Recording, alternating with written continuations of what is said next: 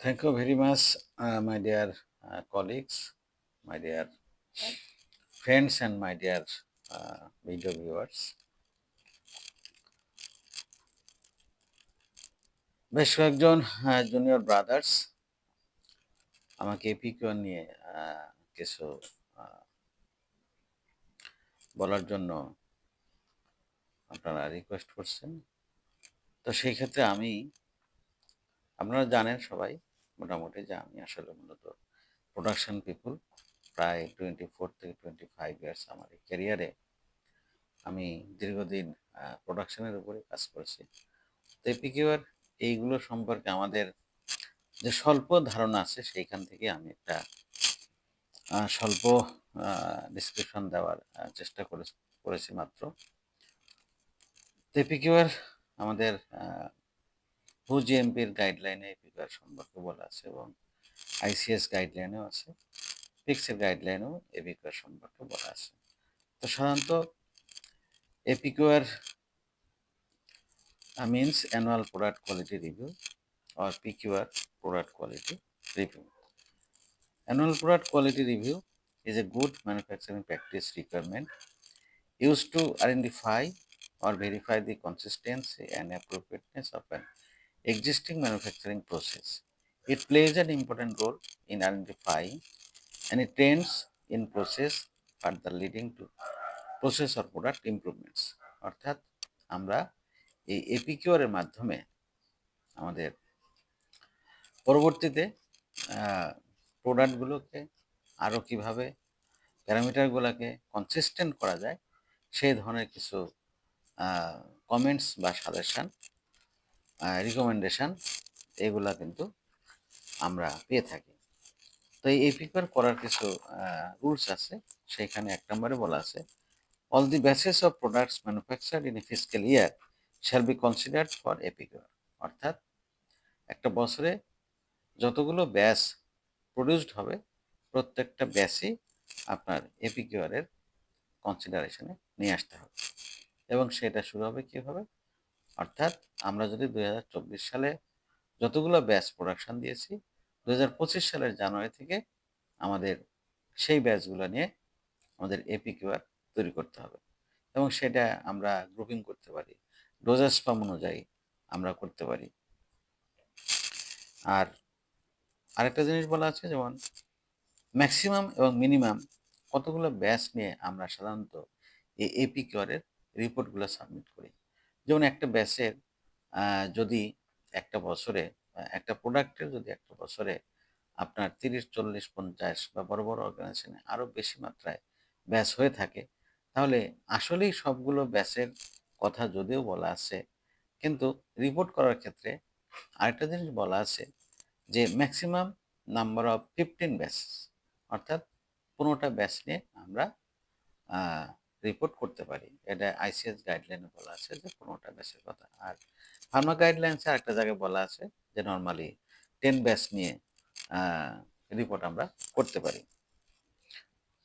তো আমরা আমাদের জুনিয়রদেরকে বা যারা আমার ভিডিও দেখবেন তাদের উদ্দেশ্যে বলব যে এটা মোর দেন 15 ব্যাচ নিয়ে এপিকিউআর করলে তাহলে বাইরের যে ফরেন কিছু আপনার অডিটর যদি এসে থাকে তাহলে তাদের যে রিকোয়ারমেন্ট তারা আইসিএস বা পিক্স এগুলো ফলো করে, যার কারণে তারা কিন্তু আপনাকে সাজেস্ট করতে পারে যে না, এটা আপনারা মোর দেন 15 ব্যাচ নিয়েই এপিকিউআরটা করেন। তো এখন এপিকিউআরের রিপোর্টটা আমরা রিপোর্টের ভিতর কী কী থাকবে? অবশ্যই এপিকিউআরের প্রোডাক্ট ওয়াইজ রিপোর্ট হতে হবে। অর্থাৎ একটা প্রোডাক্টে যদি 10টা ব্যাচ হয় তাহলে 10টা বা 15টা ব্যাচ নিয়ে যদি আপনি করেন তাহলে ওই প্রোডাক্টের স্পেসিফিক একটা প্রোডাক্টের আপনি এই 15টা ব্যাচেরই রিপোর্ট একসাথে একটা রিপোর্ট আকারে দেখাবেন। তো সেক্ষেত্রে রিপোর্টের 1 নম্বরেই আছে এক্সিকিউটিভ সামারি। এক্সিকিউটিভ সামারিতে বলা আছে number of batches manufactured for the reviewed period, batch size, dosage form, period of the report, description of the products reviewed, a review of parameters. প্যারামিটার্সগুলো প্রথমে আমরা কী করব? আমরা list of starting materials and list of packaging materials সেগুলো list করে এদের specification অনুযায়ী আমাদের যে ব্যাচগুলো ডান হয়েছে সেই ব্যাচের ক্ষেত্রে কী কী স্পেসিফিকেশান দেওয়া ছিল এবং আমরা অ্যাকচুয়ালি কী কী স্পেসিফিকেশানের ম্যাটেরিয়াল ইউজ করছি সেগুলো নিয়ে একটা ডিসক্রিপশান বা সেগুলোর রেজাল্ট আমাদেরকে রিভিউ করতে হবে। 4 নম্বরে review of critical in process control and finish product results, review of all batches that fail to meet established specification and their investigation. অর্থাৎ যে ব্যাচগুলো আমাদের স্পেসিফিকেশান মিট করে নাই সেই ব্যাচগুলো নিয়ে আমরা ইনভেস্টিগেশন করেছি কিনা, আমরা কাপা ম্যানেজমেন্ট করেছি কিনা, আমরা ডেভিয়েশন ম্যানেজমেন্ট করেছি কিনা, আমরা রুট কজ অ্যানালাইসিস করেছি কিনা, এবং সেগুলো আমাদের এখানে উল্লেখ করতে হবে। Review of significant deviations or non-conformance, review of all changes carried out to the processes or analytical methods, review of stability monitoring program and any adverse trend, review of all quality related Returns, complaints and recalls. অর্থাৎ আমাদের যদি কোনো product market থেকে return আসে বা market থেকে কোনো complaint হয় এবং সেখানে যদি আমরা কোনো ব্যাচ রিকল করে থাকি তাহলে সেই জিনিসগুলো উল্লেখ করতে হবে। Then review of equipment technical specification, review of new product registration, and then conclusion and recommendation.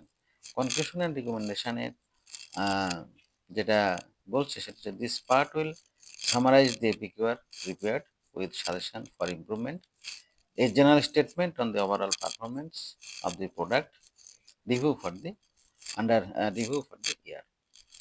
তো এই রিকমেন্ডেশনের আগে আমাদের এই যে রিভিউগুলো করলাম, যেমন আমরা 10টা বা 15টা ব্যাচের যে প্যারামিটারগুলো তার ভিতরে ইম্পর্টেন্ট কিছু প্যারামিটার আছে, যেমন এসএ অর্থাৎ পোটেন্সিগুলো 10টা বা 15টা ব্যাচের পোটেন্সিগুলোর আমরা কম্প্যারিজন আমাদের করতে হবে, রিজলিউশনের কম্প্যারিজন করতে হবে।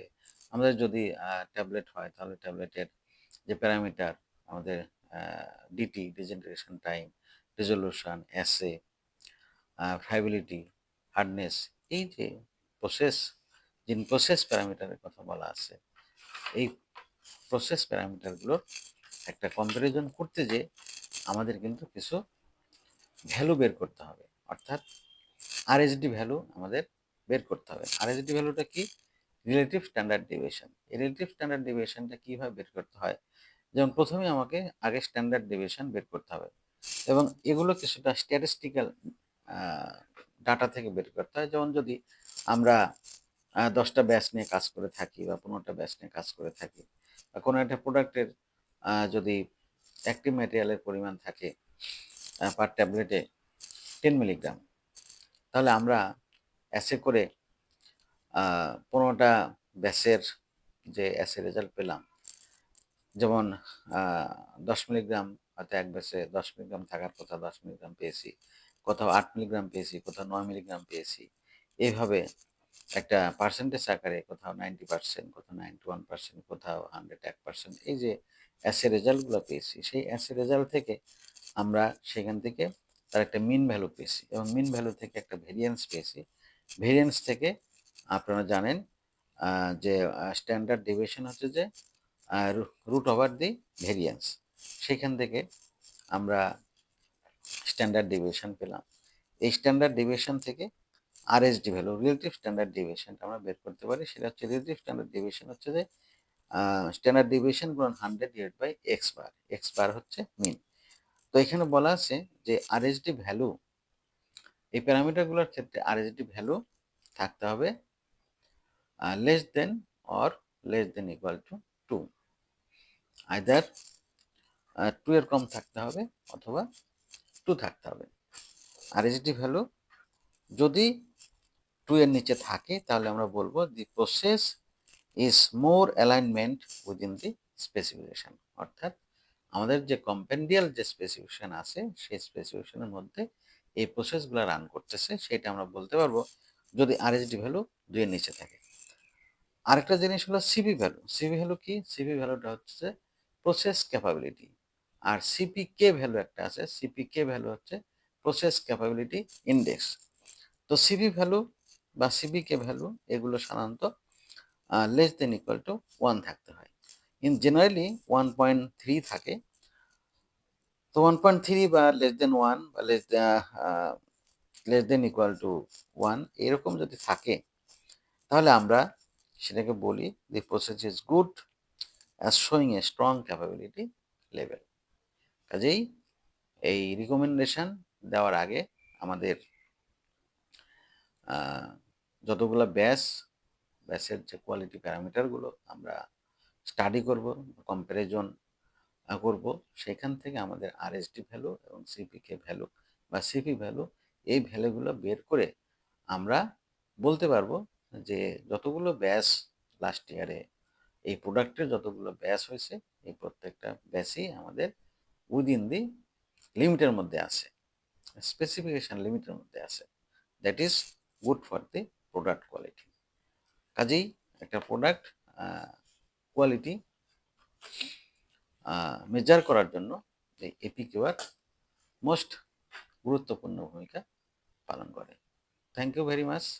আমরা পরবর্তীতে এপিকিউআর নিয়ে আরও যদি সময় পাই, তাহলে যে রিভিউগুলোর কথা বলা আছে, যে পয়েন্টগুলো বলা আছে, 16টা বা 17টা পয়েন্ট নিয়ে যে রিভিউ করার কথা বলা আছে, সেই পয়েন্টগুলো নিয়েও আমরা পরবর্তীতে আলোচনা করতে পারবো। আপাতত আজকে এই পর্যন্তই। Thank you very much.